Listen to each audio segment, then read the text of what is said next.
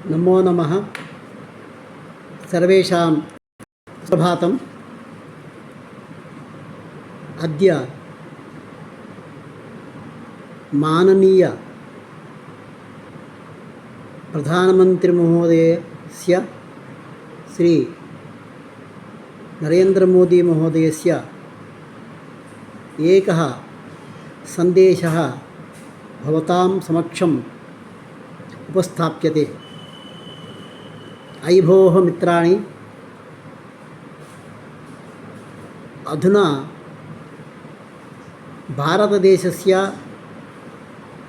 सुप्रसिद्ध चारुधामयात्रा प्रचलति। तस्मिन् सन्दर्भे प्रधानमन्त्री मान्यः श्री नरेन्द्रमोदी महोदयः चारधामयात्रायै पञ्चसङ्कल्पाः अस्माकं समक्षम् उपस्थिताः। तेषां सङ्कल्पानाम् आचरणम् अस्माभिः करणीयमिति तेषां सन्देशः अस्ति। तदिदानीं पश्यामः। अग्निष्टोमादिभिर्यज्ञैः इष्ट्वा विपुलदक्षिणैः न तत्फलमवाप्नोति तीर्थाभिगमनेन यत्।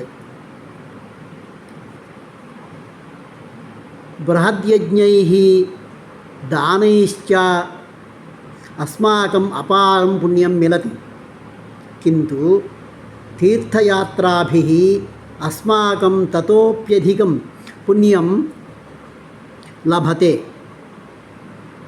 देवभूमिः इति प्रसिद्धिं प्राप्तायाः उत्तराखण्डपवित्रभूम्यां चारधामयात्रा आरब्धा।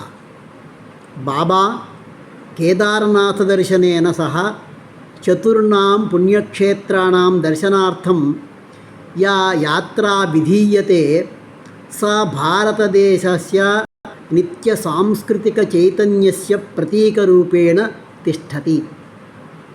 इमां तीर्थयात्रां पुरस्कृत्य प्रधानमन्त्री श्री नरेन्द्रमोदी महोदयः देशस्य जनताम् उद्दिश्य एकं स्फूर्तिदायकं सन्देशात्मकं लेखम् अलिखत्। तस्मिन् लेखे स महोदयः डिजिटल्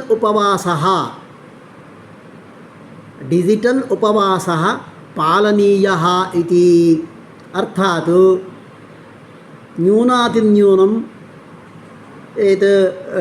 डिजिटल् मोबैल् इत्यादि साधनानां प्रयोगः न करणीयः अथवा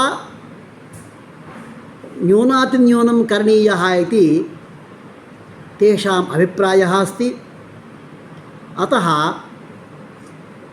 विशेषरूपेण यदा यात्रिकाः भक्ताः बाबा केदारनाथदर्शनस्य अथवा चतुर्णां पुण्यक्षेत्राणां दर्शनार्थं यदा गच्छन्ति तदा डिजिटल् उपवासः करणीयः इति तेषाम् अभिप्रायः अस्ति, सन्देशः अस्ति। तदवश्यम् अस्माभिः पालनीयमेव अस्ति।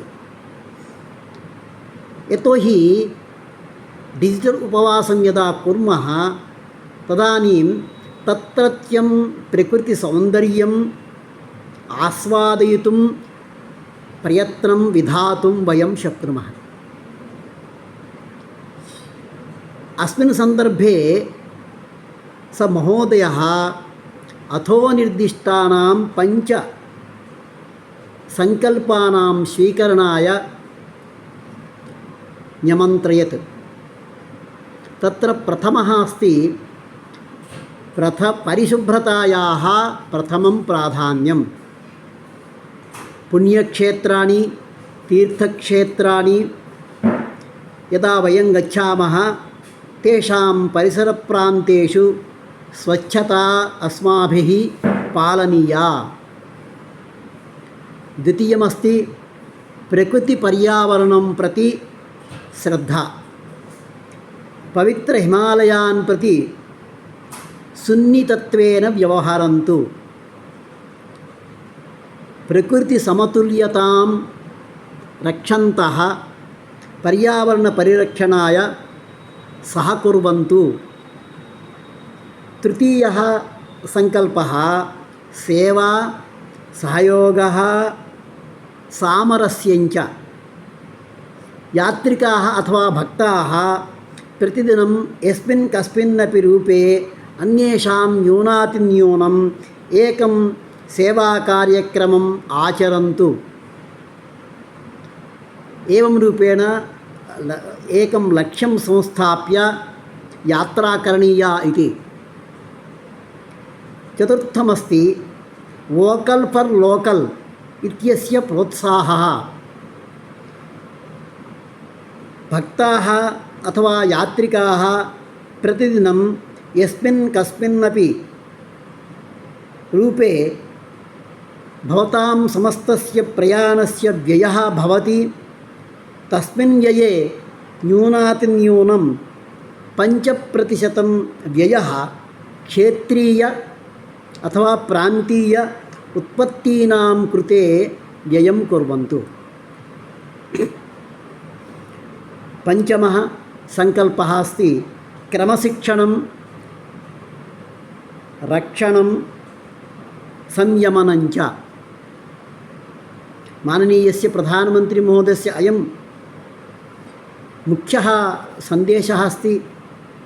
सुरक्षित सौकर्ययुक्त प्रयाणाय तीर्थयात्रा निबन्धनानि, यातायात मार्गदर्शकान् अवश्यं पालयन्तु। यतोहि तत्र तत्र मार्गेषु या